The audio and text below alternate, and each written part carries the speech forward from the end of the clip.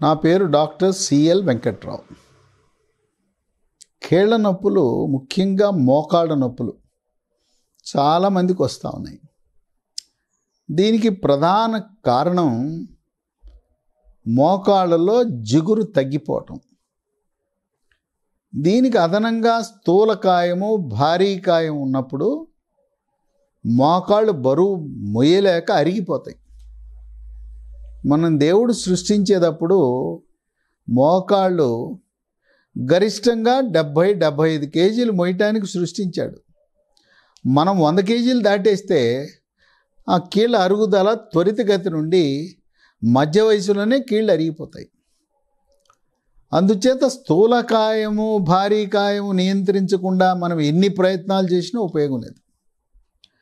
ఈ కీళ్ళల్లో గుజ్జు, మోకాల్లో గుజ్జు పెరగాలంటే కొన్ని సహజసిద్ధంగా కొన్ని వస్తువులు తీసుకోవడం ద్వారా గుజ్జు పెరుగుతుంది. ఏ వస్తువులు తినాలి గుజ్జు పెరగటానికి? ఒకటి చేప. చేపలో ఒమేగా-3 ఫ్యాటీ ఆమ్లాలు ఉంటాయి. అందుచేత కనీసం వారానికి కీళ్ళ నొప్పులు ఉన్నవాళ్ళు 3 సార్లు తినండి. చేప రొయ్యి, ఫ్రై, రోస్ట్లు వద్దు, చేప పులుసు తినాలి. ఆకుకూరలు, మాంసాహారము రోస్ట్ చేసినా, ఫ్రై చేసినా పోషక విలువలన్నీ నశించిపోతాయి. విటమిన్లు పోతాయి, ఖనిజ లవణాలు పోతాయి, సూక్ష్మ పోషకాలు నశించిపోతాయి. రుచే మిగులుతుంది కానీ మనకి ఏమీ ఉపయోగం ఉండదు.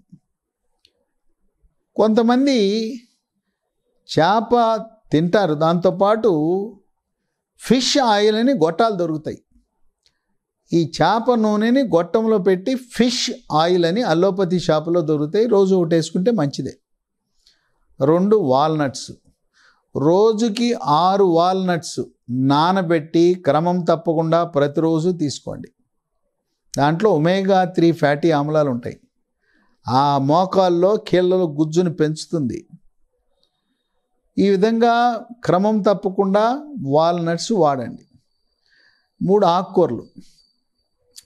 ఆకుకూరల్లో కూడా క్యాలీఫ్లవరు, క్యాబేజీ, బ్రాకోలీ, క్యారెట్లు, వీటిని ప్రధానంగా తీసుకుంటే వీటిలలో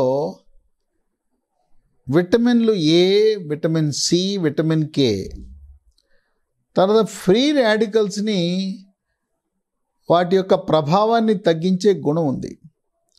ఈ ఆకుకూరలు కూడా ఉడకబెట్టుకోండి, ఇగురు రోస్టు చేసుకోవద్దు. 4 ఉల్లిపాయలు. ఉల్లిపాయల్లో మనకి ఎర్ర ఉల్లిపాయలు ఉన్నాయి, తెల్ల ఉల్లిపాయలు ఉన్నాయి. ఎర్ర ఉల్లిపాయలలో ఔషధ గుణాలు అధికంగా ఉంటాయి. కనుక మీరు ఎప్పుడైనా కొనేటప్పుడు ఎర్ర ఉల్లిపాయలు కొనండి, తెల్ల ఉల్లిపాయలు వద్దు. ఈ ఎర్ర ఉల్లిపాయల్లో క్వెర్సిటీన్ అనే ఒక పదార్థం ఉంటుంది. ఇది ఒక విశిష్టమైన పదార్థం. ఈ క్వెర్సిటీన్ ప్రభావం వల్ల గుజ్జు పెరుగుతుంది.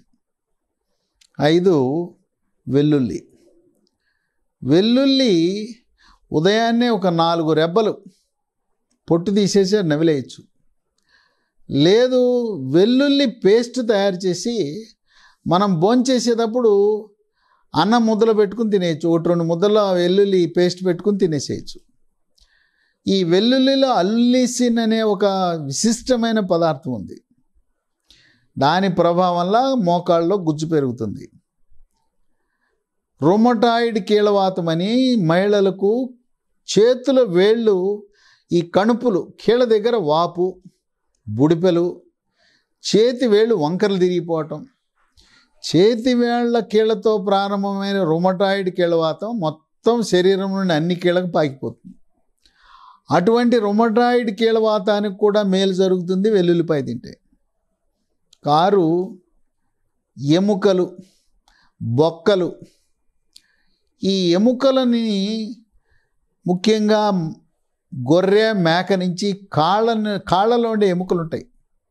ఆ కాళ్ళ ఎముకలను మనం బోన్ బ్రాత్ అని కానీ, ఆ ఎముకలు బొక్కలతో మనం రసం కాసుకోవటం కానీ, లేదు బొక్కల్ని మనం మాంసంతో పాటు ఆ ఎముకలలో ఉండే మూలుగు తినటం ద్వారా ఎముక పట్టుత్వమే కాకుండా మోకాలు గుజ్జు కూడా పెరుగుతుంది. అలాగే బ్రాయిలర్ చికెన్, ఆ ఎముకలు చాలా రుచిగా ఉంటాయి, తినడానికి సులభంగా ఉంటాయి. బ్రాయిలర్ చికెన్లో ఉండే ఎముకలు నవలండి. చేప సన్నములు నవిలేయచ్చు. దాంట్లో కూడా ఎముక పట్టుత్వము, కీళ్ళలో గుజ్జు పెరిగే అవకాశం ఉంది. ఈ పదార్థాలు వాడటం ద్వారా మోకాల్లో గుజ్జు మోతాదుని పెంచుకోవచ్చు. అయితే ఒక 10 రకాల ఆహార పదార్థాలను తీసుకోకూడదు, అవి తినకుండా కూడా ఉండాలి. ఒకటి మటన్, గొర్రె మేక మాంసం పనికిరాదు, కానీ వాటి ఎముకలు పనికొస్తాయి. ఎముకలు కూడా ఎన్నుపూస ఎముకలు, పక్కటి ఎముకలు ప్రయోజనం లేదు, కాళ్ళ ఎముకలే, కాళ్ళ బొక్కలే ఉపయోగపడతాయి. కనుక గొర్రె మేక మాంసం వద్దు. 2 చక్కెర, అసలు చక్కెర మంచిది కాదు. ఎవరు కూడా చక్కెర వాడటం పూర్తిగా నిషేధిస్తే మంచిది. షుగర్ లేని వాళ్ళు కూడా షుగర్ వాడద్దు.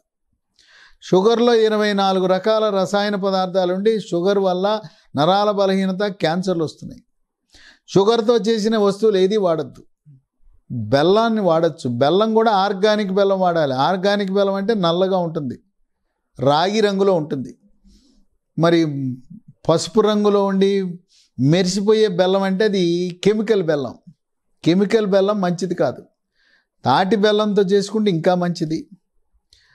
ఈ షుగరు రసాయనాలే కాకుండా షుగర్ తీసుకుంటే, షుగర్తో చేసిన స్వీట్లు తింటే సైటోకైనిన్ అనే రసాయనాలు విడుదలై ఈ మోకాళ్ళ నొప్పులు పెరిగిపోతాయి.